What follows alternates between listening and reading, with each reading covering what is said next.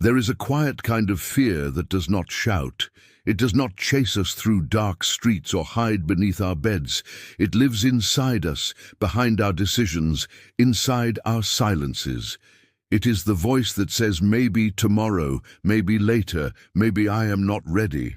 As Napoleon Hill once said, everything begins in the mind, yet many people spend a lifetime letting fear decide what they will never begin. But what if fear is not the enemy at all? What if it is a messenger that simply wants to be heard? Emily was 32 years old.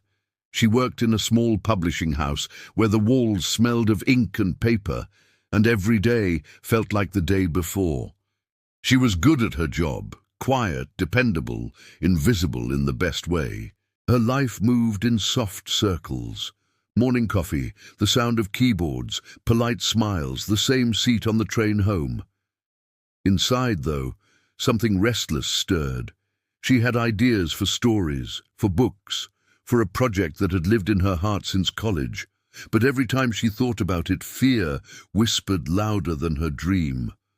What if no one likes it? What if I fail? What if I am not enough? At night, she would sit by her window, watching the city lights blink like tired stars. Sometimes she would hold her notebook, open a blank page, and then close it again. She told herself it was not the right time, but time, as it often does, kept walking without her. One cloudy afternoon, after a long meeting that left her drained and uncertain, Emily decided to take a walk instead of going straight home. Her feet carried her to a small park near a quiet lake, a place she used to visit as a child. The air was cool, and the soft light of the evening painted everything in calm tones of gold and grey. On a bench near the water sat an elderly woman who looked around 70. Her white hair was pulled into a neat bun, and her face carried gentle lines shaped by years of laughter and loss. She wore a long grey coat and held a cup of tea between her hands. Her name, as Emily would later learn, was Clara. There was something about her that felt timeless, as if she had seen many lives unfold and learned to stop rushing. Emily paused nearby, drawn by something she could not explain. Clara noticed her and smiled. "It is a beautiful evening," she said. Emily nodded. "It is, but it feels heavier than usual." Clara tilted her head slightly. "Heavy days often bring the most important lessons," she said. Emily looked at her, curious. "What kind of lessons?" Clara looked out over the lake before answering. "The kind that teach us that fear is not there to punish us, but to show us where we have hidden our power." Emily hesitated. "I am not sure I understand."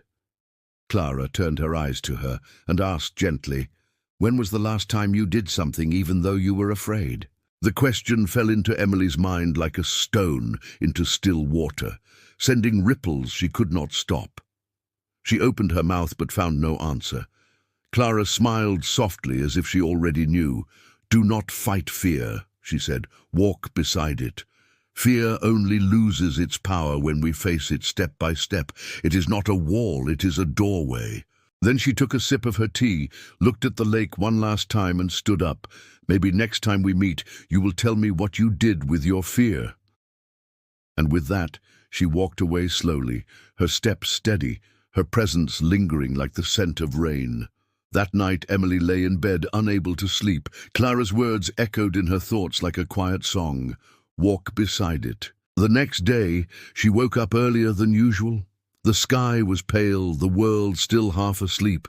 Something inside her felt different, almost awake. During a meeting later that morning, her boss asked for volunteers to lead a new creative project. Emily felt the old pulse of fear rise in her chest, but this time she did not look away. She raised her hand. Her voice trembled slightly, but her decision was firm. That single moment changed everything. In the days that followed, she began to write again, just a few lines every night.